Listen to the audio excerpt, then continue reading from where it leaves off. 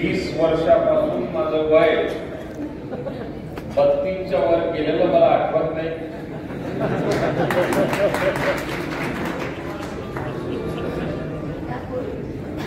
थोडी ज्वेलसी तुम्हाला वाटते वयाचं वाढतं वय बघून.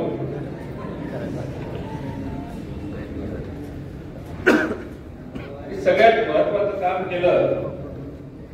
महाले सर माझ्याकडे बघत होते, लालू शेठ मागून इशारा करत होते, तिकडे योगेश दादाही मला इशारा करत होते की 10 तारखेला अक्षय तृतीया आहे, म्हणजे 9, 10, 11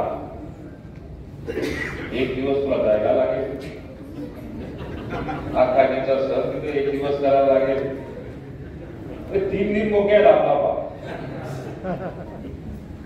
ती आठवण राहिली की मला. पण ते बरं झालं तुम्हाला आमचं नियोजन करण्याकरता तुम्ही मला अक्षय तृतीयेची आठवण करून दिली. आजच्या या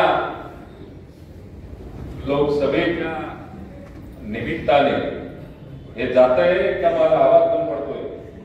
बरोबर आहे ना? निवडणुकीच्या निमित्ताने या ठिकाणी उपस्थित असलेले व्यासपीठावरील सर्व मान्यवर,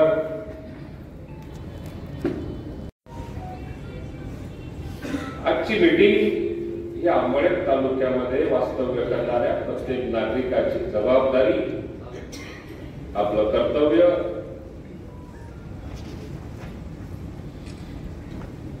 आपल्या तालुक्याची असलेली वैचारिक देवाणघेवाण, या सगळ्या कारणांकरता आजची ही मीटिंग बोलवली. 8 दिवस आधी स्मिताताईंचं माझं बोलणं झालं. मी त्यांना कल्पना दिली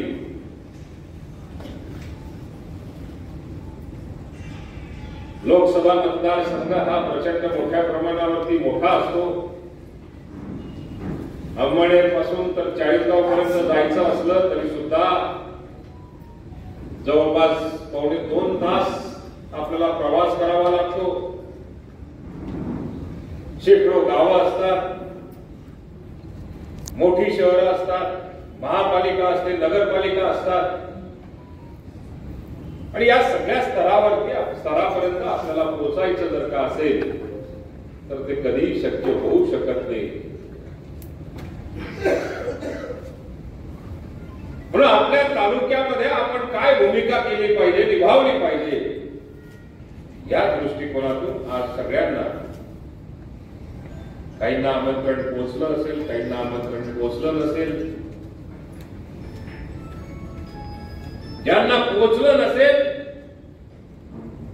त्यांची मी मनापासून या ठिकाणी माफी मागतो, दिलगिरी व्यक्त करतो. जे पोहोचू शकत नसतील, काही ना काही कारणामुळे, आज लग्नाची जीत मोठी असल्यामुळे जे पोहोचू शकले नसतील तरी सुद्धा त्यांच्यापर्यंत आपण सगळ्यांनी मिळून निरोप पोहोचवण्याची जबाबदारी आपल्याला सगळ्यांना या निमित्ताने पार पाडावी लागणार. एखादा राजकीय क्षेत्रामध्ये काम करत असताना टप्प्याटप्प्याने पुढे जातो. पार ग्रामपंचायतीमध्ये, सोसायटीमध्ये, सोसायटी नंतर मग जिल्हा परिषद, पंचायत समिती, नगरपालिका, नगरपालिकेपासून विधानसभा, विधानसभेपासून लोकसभा, एकदा, दोनदा, तीनदा नेतृत्व तयार होणं इतकी सोपी गोष्ट नसते. नेते भरपूर असतात, पण नेतृत्व तयार होणं ही काही इतकी सोपी गोष्ट नसते. नेतृत्व जरी तयार झालं तरी ते टिकवणं त्याच्यापेक्षा अवघड असतं. याची कल्पना आपल्या सगळ्यांना असली पाहिजे. कुठलाही नेता हा त्याच्या बापदादाची जागिरी आहे आणि त्याच्यानंतर या ठिकाणी नेतेगिरी करतोय असं समजण्याचं कारण नसतं. एकदा नेतृत्व तयार झालं तर त्याच्यासाठी असंख्य कार्यकर्त्यांनी कष्ट केलेले असतात. एकदा नेतृत्व जर का तयार होत असेल तर त्या नेतृत्व नेतृत्वाच्या पाठीमागे जरी तिथल्या पक्षाचे कार्यकर्ते नसले तरी सुद्धा त्या तालुक्यामध्ये, त्या क्षेत्रातले, त्या विधानसभा क्षेत्रातले, त्या लोकसभा क्षेत्रातल्या प्रत्येक व्यक्तीचा एक विश्वास असतो. काही काही असे बरेच असतात. सकाळी जरी आपण 50 फोन केले तर काही काही त्यांच्या त्यांच्या व्यवसायामध्ये, त्यांच्या त्यांच्या जीवनशैलीमध्ये एवढे व्यस्त असतात. आणि चुकून आपण जर का फोन केला आणि विचारलं की काय लोकसभेला आम्हाला मदत करा, निवडणुकीला आम्हाला मदत करा, असे काही महाभाग असतात आणि ते विचारतात कोणती निवडणूक चालू आहे.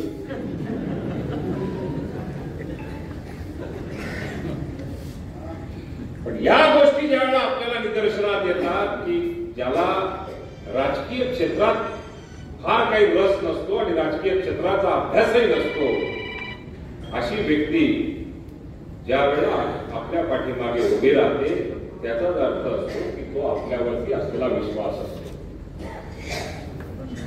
आणि ज्या नेतृत्वाकडे नेतृत्व तालुक्याने असेल किंवा त्या विधानसभा किंवा लोकसभा मतदारसंघातल्या मतदारांनी त्यांना आपल्यावर टाकला असेल, त्या विश्वासाला पात्र ठरण्याची जबाबदारी ही नेतृत्वाची सुद्धा तेवढी असते.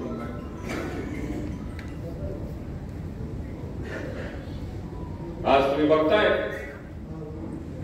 लोकसभेची निवडणूक चालू आहे आणि लोकसभेच्या निवडणुकीमध्ये आज जर का आपण या ठिकाणी एकत्र बसलेलो असो, एक गोष्ट मात्र नक्की, फार नशिबाने जो चलतीचा पक्ष येत आहे त्याची उमेदवारी मिळणे इतकं सोपं नाही. मागच्या वेळेला मिळाली आणि त्या आपल्या नांदेडमध्ये ज्यांचं पेन्शन चाललेलं आहे त्यांनीच घालवली सुद्धा. आपल्या अंमळनेरवरती राजकीय क्षेत्रात काम करणाऱ्या लोकांना आयुष्यभर या तालुक्याने ज्यांनी ज्यांनी निवडून दिलेलं असेल, त्यात तुम्ही असणार, मी असणार, अजून कुठेतरी असेल, त्यांचं आयुष्यभर पेन्शन चालू राहणार आहे. ते पेन्शनला नकार देणार नाही. असे 2-4 एखादं नाव काय या मातीशी इमान कोण ठेवतं ही ओळखण्याची जबाबदारी आज आहे.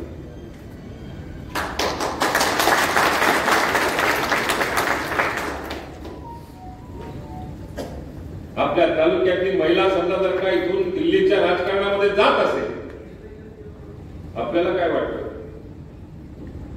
सहज गेला आणि उमेदवार होऊन गेला.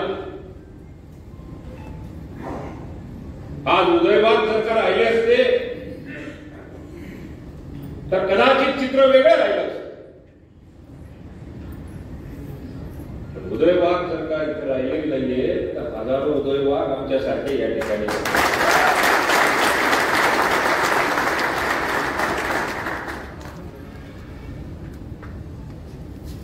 काही उदयवागांची आवश्यकता असू देणार नाही.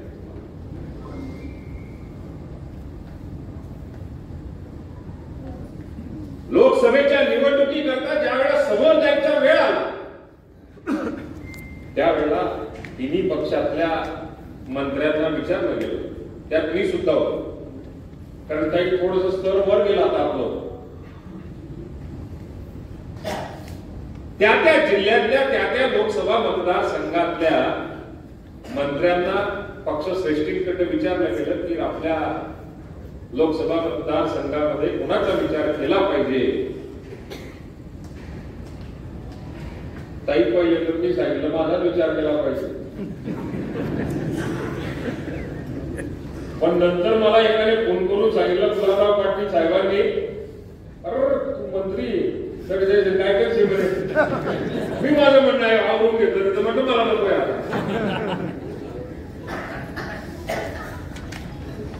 पण ज्या वेळेला विचार ही हा जरी चेष्टेचा भाग असला तरी सुद्धा ज्या वेळेला विचार विनिमय झाले त्यावेळेला आपल्या खासदारांविषयी एकंदरीत असलेलं मत संपूर्ण लोकसभा मतदारसंघामध्ये त्या ठिकाणी मांडण्याचं काम आमच्या सारख्याची जबाबदारी होती म्हणून त्या ठिकाणी आणि ती मांडल्यानंतर मग पुढचा प्रश्न आला तर पुढे कोण?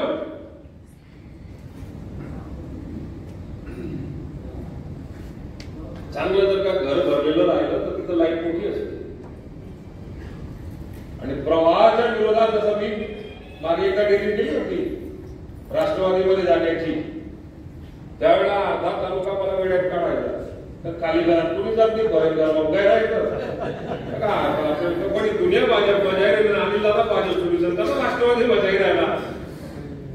पण ताई मी जर का तो निर्णय घेतला नसता तर मी आमदार झालो नसतो आणि मी जर का आमदार झालो नसतो तर आता तुम्ही काही खासदार झाल्या नसत्या. हा योगायोग. त्याही वेळी तो जो निर्णय घेतला आणि त्या निर्णयानंतर आज आपल्या तालुक्याची मान जी असेल, आपल्या तालुक्याचा सन्मान जो असेल, इतकं तर नक्की विचारलं जातं. 14 कोटी जनतेमधनं 29 मंत्री आहेत आणि त्याच्यामध्ये अजून 3 पक्ष आहेत. यशवंत तू सांगत होता की आमचं 14 नाव घेतला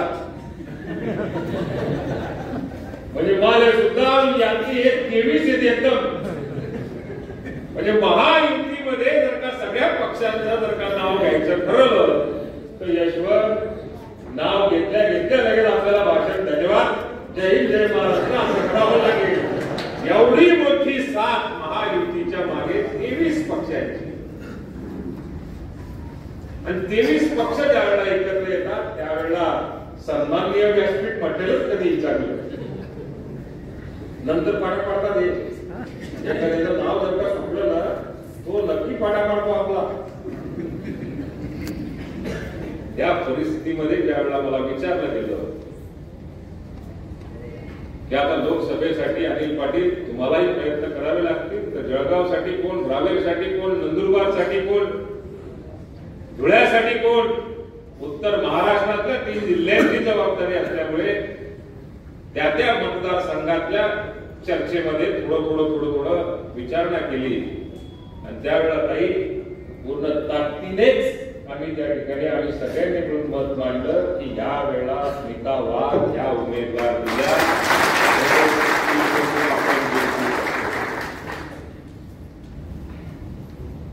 उमेदवारी मिळाली. राममणेरच्या प्रत्येक नागरिकाला माझा आग्रह असतो. तसं मी सुरुवातीला सांगितलं एखादं नेतृत्व तयार होणं इतकं सोपं नसतं, त्याला टिकवणं सुद्धा तितकं अवघड असतं. नेतृत्वाच्या वरती आपण विश्वास टाकून त्याच्या पाठीमागे एखाद्या घरामध्ये एखादा व्यक्ती, एखादा मुलगा ज्या पद्धतीने त्याची प्रगती करत असतो आणि त्याचे आई वडील रात्रंदिवस त्याच्याकरता प्रयत्न करतो. माझ्या मुलाला पहिली तिथे ऍडमिशन पाहिजे, ग्लोबलला पाहिजे का इकडे पाहिजे का, अजून प्रकाश शेटला फोन करा, याला फोन करा, त्याला फोन करा. पहिलीच जातो. कॉलेजमध्ये गेल्यानंतर तो कुठल्या कॉलेजला गेला पाहिजे असं प्रत्येक पालकाची त्याच्या मागे धडपड असते.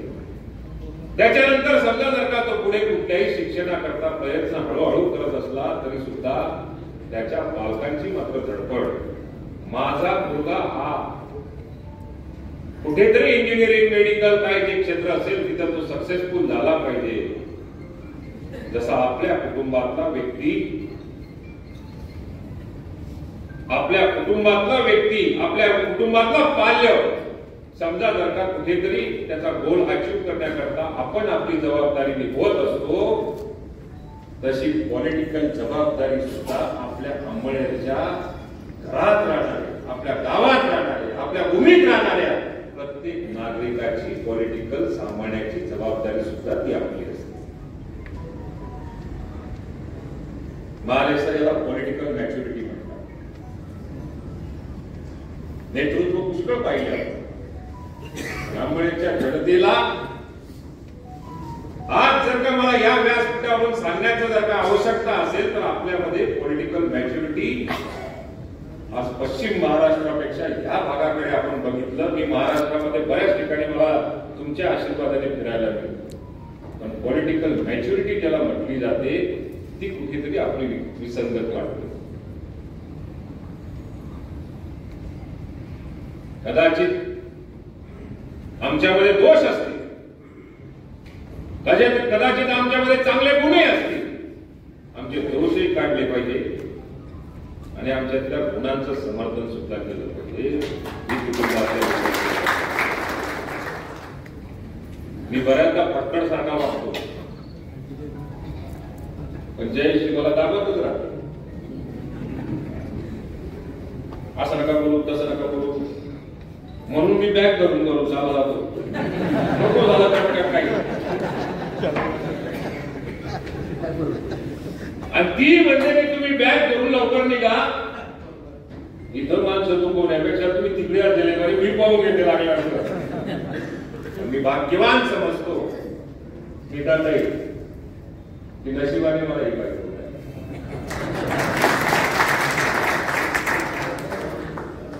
तिने मला बसल्या बसल्या सांगितलं, राजू माले सर, की मी तुमच्या उमेदवारीच्या तिकिटाच्या रेसमध्ये लवकर येणार.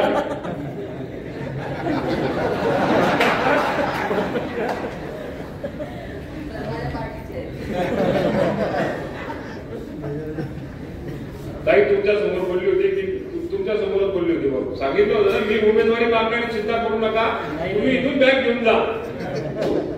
खासदारकीचे मुद्दे मागणार नव्हते.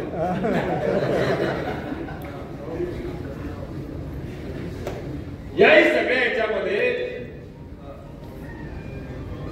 मला जो मूळ मुद्दा मांडायचा होता की आपल्या नागरिकांमध्ये, आपल्या जनतेमध्ये ही भावना आपल्या लोकांविषयी जी असते जागृत करण्याची ती आपल्याला सगळ्यांना आवश्यकता आहे. की नाही, माझ्या घरातला हा मोठा मुलगा आहे, हा घरातला 2 नंबरचा मुलगा आहे, तसा माझ्या तालुक्यातला हा नेता आहे, हा माझ्या तालुक्यातला आमदार आहे, हा माझ्या तालुक्यातला मंत्री, हा माझ्या तालुक्यातला खासदार आहे. हे ज्यावेळेला आपल्याला कळायला लागतं, प्रत्येकाचं या ठिकाणी बसलेल्या 99% लोकांसोबत काही कोणत्या आमदाराशी खासदाराशी कधी आढळत, पण त्याला आत्मविश्वास असतो. मी जर का दिल्लीमध्ये गेलो तर माझा खासदार मला भेटेल का? मी जर का मुंबईमध्ये गेलो तर माझा आमदार माझ्या उपयोगात येईल का? मी जर का अंबरनाथमध्ये असलो, जळगाव जिल्ह्यात असलो तर माझा आमदार किंवा माझा खासदार किंवा माझा नेता जो आहे तो नेता मला उपलब्ध होऊ शकतो का? आयुष्यामध्ये जास्तीत जास्त कोणत्याही व्यक्तीला सर्वात जास्त त्याच्या आयुष्यामध्ये काम जर का पडत असेल तर माझ्या अनुभवानुसार जास्तीत जास्त 1 किंवा 2 वेळा त्याच्या गळाशी आलेलं काम, त्याला फाशी लागणारं काम जे असतं ना ते सोडवण्याकरता मदत लागते. आणि ज्या वेळेला ती मदत आपल्याला आपला नेता करतो, आपला लोकप्रतिनिधी करतो, त्यावेळेला त्या पदाची गरिमा जी असते ती आपल्याला कळत असते. या ठिकाणी किती आमदार केले तुम्ही, किती खासदार केले, आपल्या बिल्डिंग बांधणार आहेत का? 1 तालची बिल्डिंग आहे 2 ताल करून द्या असं काही कोणी म्हणणार आहे का? आणि तुम्ही म्हटलं तरी आम्ही बांधू शकणार आहे का? परंतु जिव्हाळा जो असतो, आत्मविश्वास जो असतो, आपुलकी जी असते. आज समजा जर का मुंबईला माझ्या छोट्याशा फ्लॅट मधनं एखाद्या जर का अमळनेरचा कोणताही व्यक्ती आला, आतापर्यंत हजारो कार्यकर्ते, हजारो व्यापा मुंबईला येऊन गेले. मी त्यांना विचारतो काय काम आहे तुम्हाला? मी खरं विचारतो काय काम आहे? एवढ्या लांब तुम्ही भाडा थोडं खर्च करून आलेले आहेत, कामोद्याला सज्जू बसलेला त्याला विचार, तो 10,000 आणा घेऊन येतो. मी त्याला विचारतो काय काम आहे तुमचं? मी तिथं येतो, एवढं भाडा थोडं खर्च, काहीच काम नाही. म्हटलं आलेले काम रे? नाही ते खाली मंत्रालयाच्या 4थ्या मजल्यावरती त्यावेळेला एकदम भव्य असं ऑफिस बघून तो कार्यकर्ता ज्यावेळेला खुश होतो. मी आतापर्यंत केलेली मेहनत आज मला या कॅबिन पर्यंत पोहोचवते आहे. याचा जो आनंद असतो तो जगातला कोणताच आनंद नसतो.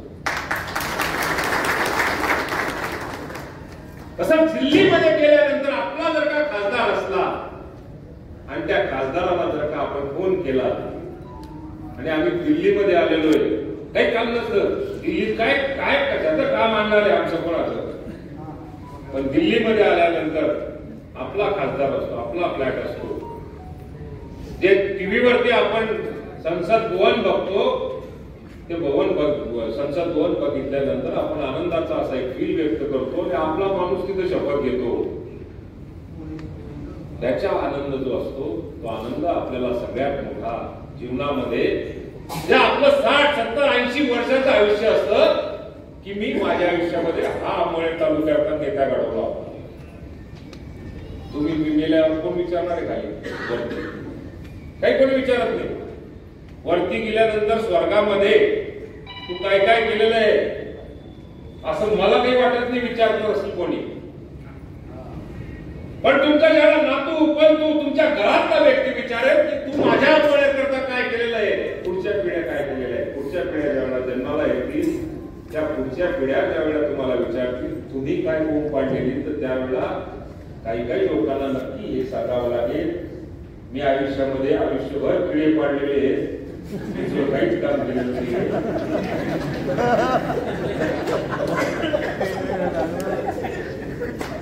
पण काही काही लोक असे असतात की नाही माझं आयुष्य 70 वर्षाचं होतं, त्या 70 वर्षामध्ये मी अमुक अमुक केलं, हे घडवलं ते घडवलं. त्यावेळेला आपल्या आयुष्यामधलं जी काही आपल्याला सुवर्णाक्षर लिहायची जी वेळ येतात ती हे सुवर्णाक्षर असतात. म्हणून माझी सगळ्यांना विनंती असणार ही तालुक्याची संधी, तालुक्याच्या विकासाला कलाटणी देणारी आपल्याला ही सगळ्यांना संधी. आज तुम्ही बघतायत की आपल्याला केवळ फक्त मंत्रिमंडळामध्ये स्थान मिळालं तो एक अनिल भाईदास पाटीलला, पण मंत्रिमंडळामध्ये स्थान मिळाल्यानंतर आज तुम्हाला शहर कुठेतरी बदलताना दिसते, तालुका बदलताना दिसते. या तालुक्यामध्ये भविष्य कसं असलं पाहिजे, आपल्या येणाऱ्या 5-25 पिढ्या ज्या असतील त्या पिढ्या या कशा घडवायची आज दिशा कुठेतरी बदलताना दिसते. तुमची आणि माझी हयाती किती दिवस राहणार? अजून 10-20 वर्ष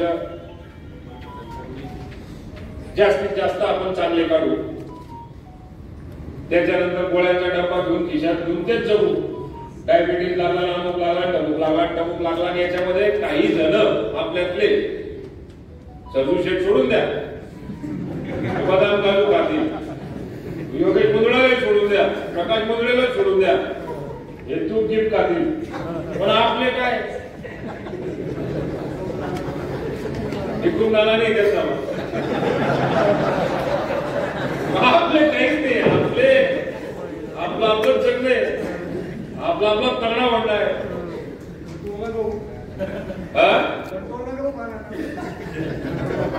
पण आपल्या ह्याच्यामध्ये काय बोलले मला लक्षात द्या, बरोबर. आपल्याला आपलं आपलं जगायचं, तो चेष्टेचा भाग आहे.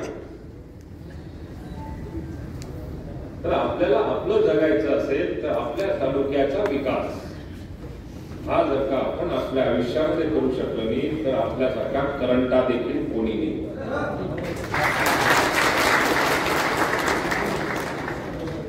मला एकदा आमदार व्हायचं होतं, झालो मी, आणि नुसता आमदार झालो मी, मंत्री होऊन गेलो, आणि याच्या पुढे तर काही मी मुख्यमंत्री मी पंतप्रधान होणारच नाहीये.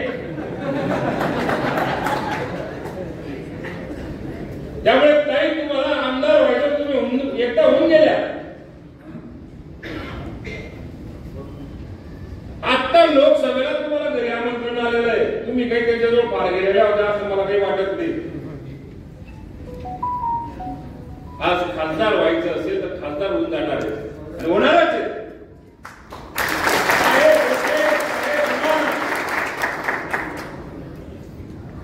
कोणी काही रोखायचा प्रयत्न केला, मी जे सुरुवातीला शब्द वापरला काही काहींच्या आयुष्यामध्ये चित्रगुप्ताने जर का डायरी खरोखर लिहित असेल तर त्यांच्या आयुष्यामध्ये किडे पाडल्या व्यतिरिक्त असं काहीच त्यांच्या मी हे किडे पाडले मी ते किडे पाडले मी ते किडे पाडले असं लिहिलं जाईल. पत्रकारांना माझी विनंती असणार आहे, काही काही वेळा कचकच शब्दाचा सुद्धा आता कचकचला कचकचच म्हणतात. मला अर्थच समजला नाही की कचकचला दुसरं काय म्हणतात. आपला गैरमाव काही समजत नाही. काही काही मीडियावाले लगेच करतात कचकच म्हणजे काय, कचकच थांबलाय. याला दुसरा शब्द कोणता असतो?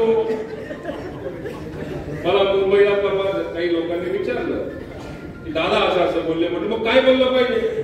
मला तर तोच येतो, दुसरा कुठला असेल तूही मला सांगून ठेव. त्याने काही सांगितलं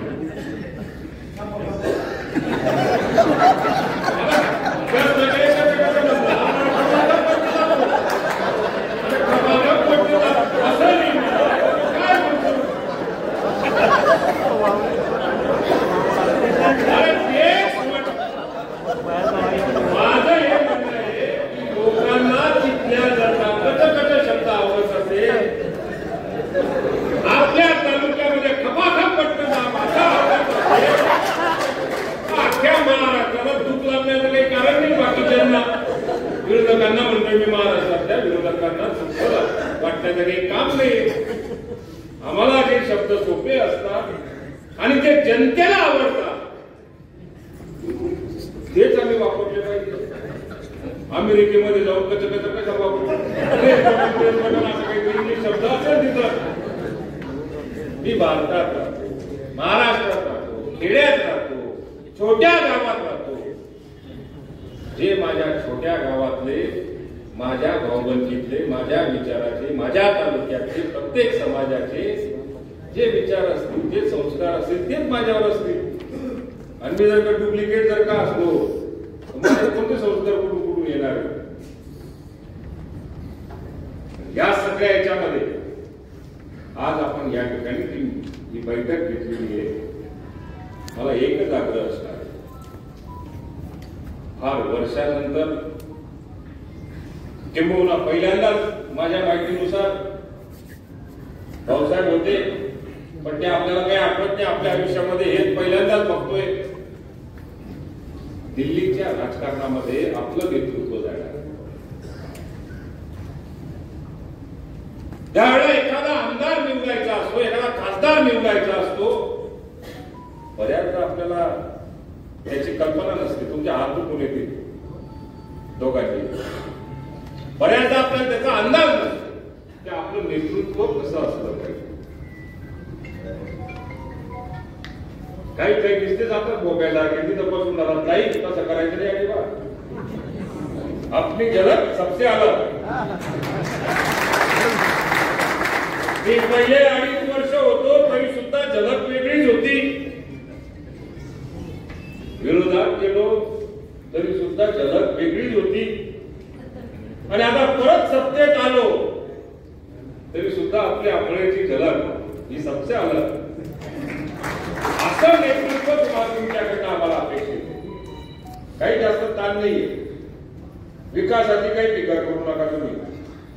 ते आम्ही पाहून आमचा जो शाबाई आहे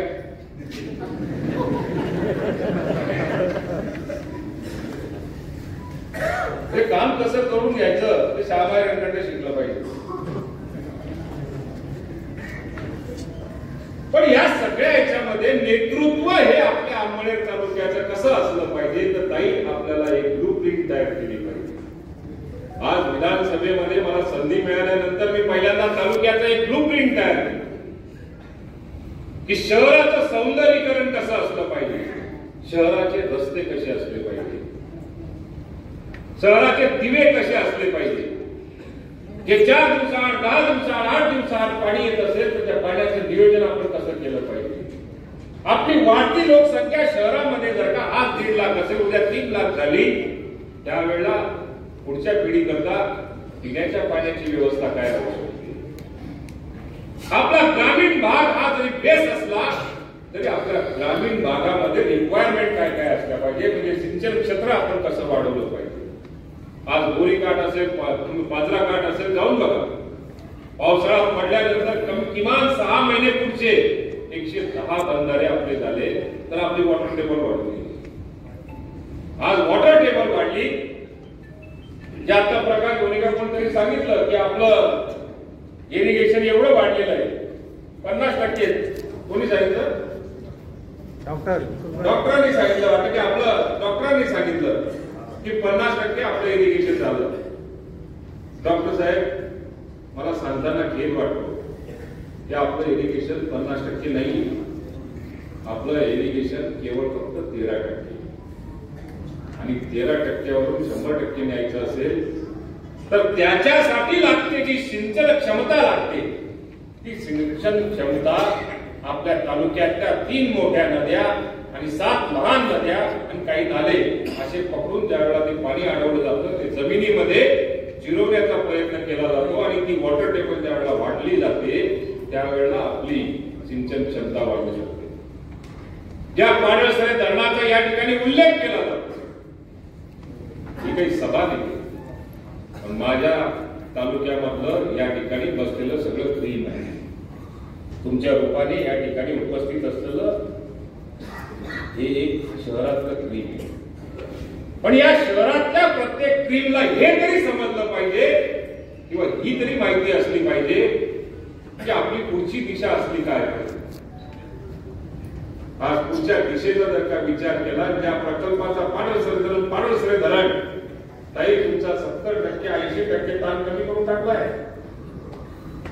राज्याने त्याला सुधारित प्रशासकीय मान्यता दिली. त्याच्यानंतर सीडब्ल्यूसीची जी सर्वात अवघड मान्यता असते सिंचन क्षेत्रातली केंद्रातले दरवाजे पैशाचे दरवाजे ओपन करण्याची जी मान्यता असते त्याला केंद्रीय जल आयोग किंवा सीडब्ल्यूसी म्हटलं जातं. या केंद्रीय जल आयोगाची मान्यता आपली झालेली आहे. राज्यामध्ये केंद्राचा पैशाचा हिस्सा असला पाहिजे. त्याचं जे इन्व्हेस्टमेंट क्लिअरन्स ज्याला म्हटलं जातं त्याची सुद्धा मान्यता येणाऱ्या 23 तारखेला आपल्याला मिळणार आहे. परवाच्या 23 तारखेला. बरं झालं तुमचा 22चा फॉर्म रद्द झाला कारण 23ला मला दिल्लीला जर का जायची वेळ आली तर मी कदाचित निघून जाणार आहे. सगळं सोडून पहिले तिथं. त्याची इन्व्हेस्टमेंट क्लिअरन्सची सुद्धा मीटिंग जी असणार आहे ती पुढच्या 23 तारखेपर्यंत ती पार पाडली जाणार आहे. आणि त्याच्यानंतर एक पब्लिक इन्व्हेस्टमेंट बोर्ड म्हणून असतं बोर्ड केंद्रातलं त्याला पीआयबी म्हटलं जातं. त्या पीआयबी समोर हे इन्व्हेस्टमेंट क्लिअरन्स झाल्यानंतर पुढच्या महिनाभरामध्ये तिथं ते सादर होतं. ती इंटरनल प्रोसिजर आहे. ठीक आहे राजकीय किंवा त्याच्यामध्ये दुसरा कुणाचा हस्तक्षेप असतो अशातला भाग. परंतु ते एकदा पीआयबीची त्याला मान्यता झाली तर राज्याचा आणि केंद्राचा जो 60-40चा रेशो असतो त्या ठिकाणी त्याचा फरमान होतो. आणि पुढच्या येणाऱ्या 5-10 वर्षामध्ये 15 वर्षामध्ये या धरणाकरता टप्पा 1 आणि टप्पा 2 करता लागणारा जो निधी आहे तो लागणारा निधीचा स्रोत हा केंद्राकडनं 60% आणि राज्याकडनं 40% हा जो आताच आपल्याला त्याची मान्यता मिळालेली आहे तो स्रोत आपला कायम असणार. केवळ फक्त धरण झालं.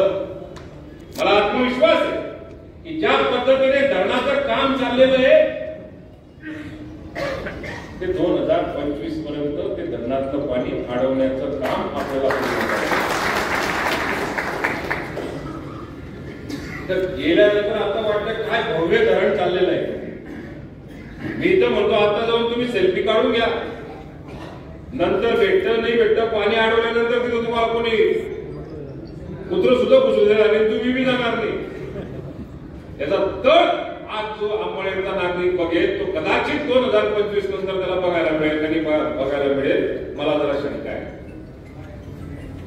परंतु पाणी अडवल्यानंतर ते पाणी हे शेतकऱ्याच्या शेतापर्यंत पोहोचलं पाहिजे याच्या करता जे पाईपलाईनद्वारे आपल्याला पाणी द्यायचंय त्याच्यासाठी 870 कोटी रुपयाचं टेंडर ताई कदाचित जून महिन्याच्या 30 तारखेपर्यंत आचारसंहिता संपल्या कदाचित 2024च्या आपल्या या 30 जूनच्या आत ते काढण्याचा आमचा प्रयत्न असणार. एकीकडे धरणाचं काम चालू राहील आणि दुसरीकडे शेतामध्ये आता जर का तुम्ही कुठल्याही खेड्यावर गेले तर सगळ्या खेड्यांवरती हाच विचार असतो की या दुर्बीन लोक कोणी गेले तर तो सर्वे चाललेला असतो. ती पाईपलाईन कशी असणार आहे? 6 फुटाची पाईपलाईन समजा असेल, ती पाणी नदी पात्रात उचलल्यानंतर एका दिशेने जाईल, तिथं मोठमोठे सम तयार होतील, त्या सम मध्ये ते पाणी टाकलं जाईल, तिथून उपवाहिन्या तयार होतील आणि शेतकऱ्याला त्याच्यावरून पाणी दिलं जाईल. याचं डिझाईन आपलं आता अंतिम टप्प्यात मंजुरीला आलेलं आहे. तुम्ही जर का गेल्या तर कृपा करून तुम्ही नगारा येत नाही, ते काही गरज नाही, आम्ही पाठवू, फक्त पैसा जाळाचा जाईल. आणि आम्ही सगळे जण जर का तिथं आलो तर बाकीचं वेश जेवायला आम्हाला नक्की बोलवत जा. वेश मी बाकीचं काही खात नाही, पोट भरत नाही आणि प्रकाश मुंदळे बरोबर अजिबात राहत नाही. आज तालुक्याचा विकास आपल्याला सगळ्यांना घडवायचा. उद्या कदाचित हे निवडणुकीचं वर्ष आहे. आज लोकसभेची निवडणूक चालली, उद्या विधानसभेची चालणार आहे, परवा नगरपालिकेची असणार आहे, जिल्हा परिषदची असणार आहे. पण आपल्या तालुक्याची दिशा ही ठरली पाहिजे आणि त्या दिशेमध्ये आपला तालुका कोणत्या मार्गाने जातोय त्या मार्गाच्या मागे आपल्याला उभं राहण्याची जबाबदारी स्वीकारायची. बरेच जण डब्या चपायला येतील आता. अनिल दादा किती स्मिताताईचं काम करणार नाही असे सांगतील. बरं, मीच तुम्हाला सांगतो, चुकून जरी मी सांगितलं तरी माझं ऐकायचं नाही. पहिले तालुक्याचा विचार करायचा. काही जण मलाही सांगतील स्मिताताई गेली, तिनं गाडी काढली आणि नंतर तुले दा काढली. तेही सांगतो स्मिताताई काही का करेना, तुम्ही बी ते बी ऐका कधी.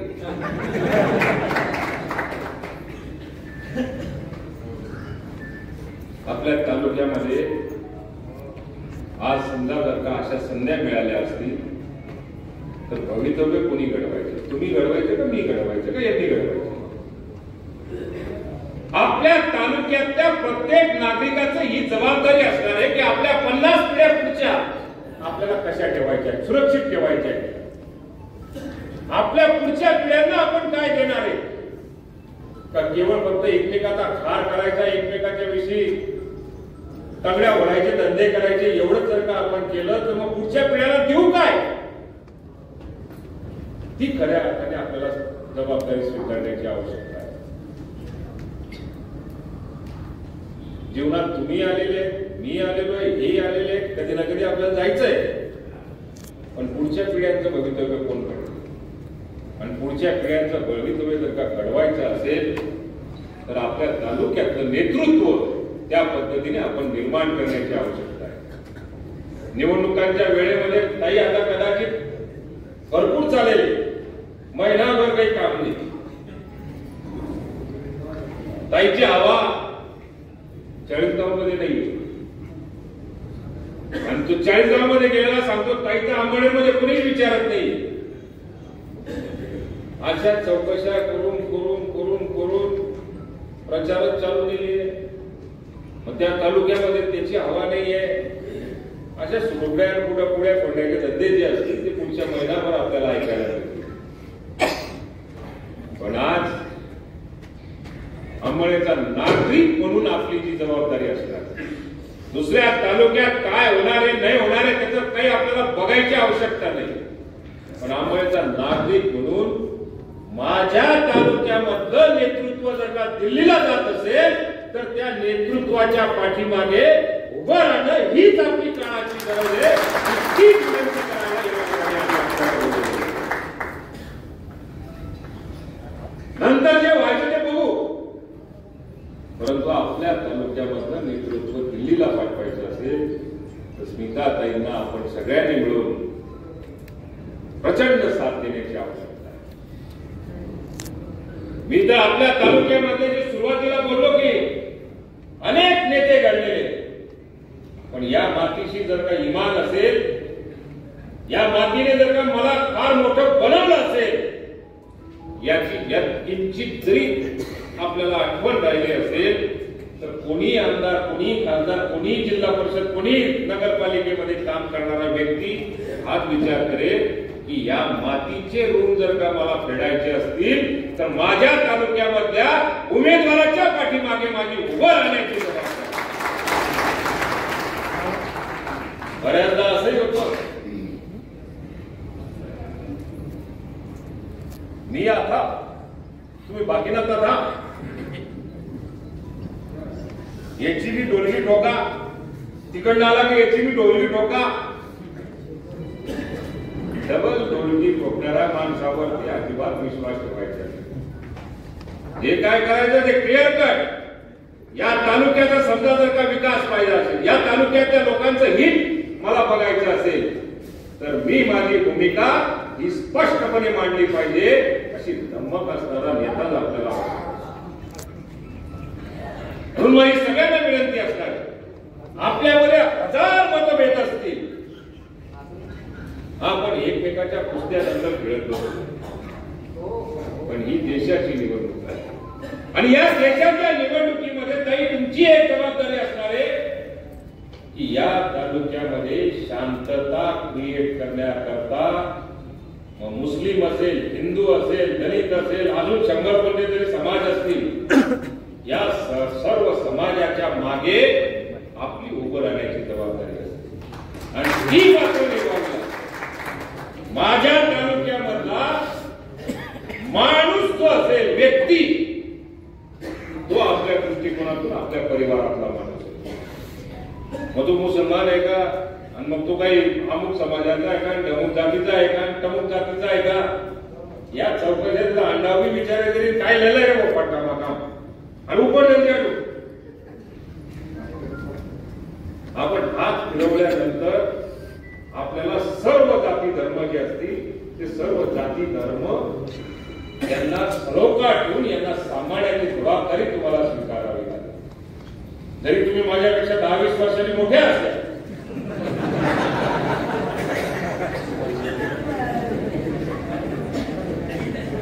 तरी सुद्धा आपला हा तालुका फार मोठा आहे.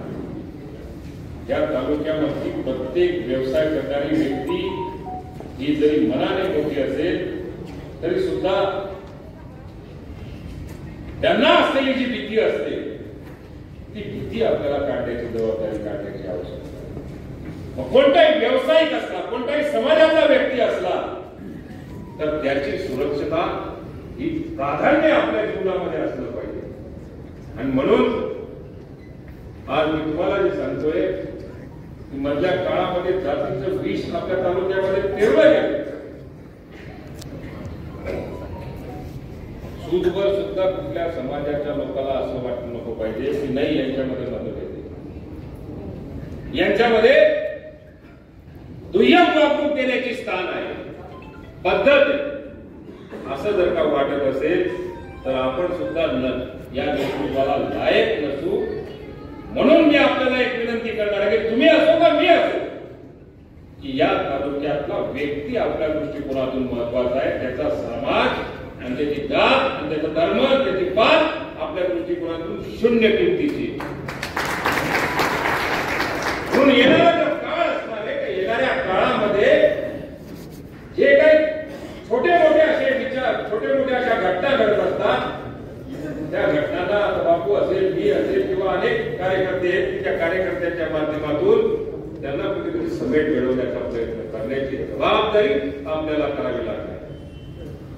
काही काही असतात समाजामध्ये ते समाज कंटक असतात, पण त्याच्यानंतर आपल्या तालुक्याची शांतता भंग नको झाली पाहिजे याची सुद्धा जबाबदारी आपल्याला सगळ्यांना स्वीकारावी लागेल. मला कल्पना आहे की तिकडे पाठवड्या वाट बघताय. आज महावीर भगवंताचा जन्म कल्याण दिवस आहे. सकाळी मी भगवंताचं दर्शन घेऊन इथपर्यंत आलेलो आहे. आज रविवार आहे, मलाही रेल्वे पकडायची आहे.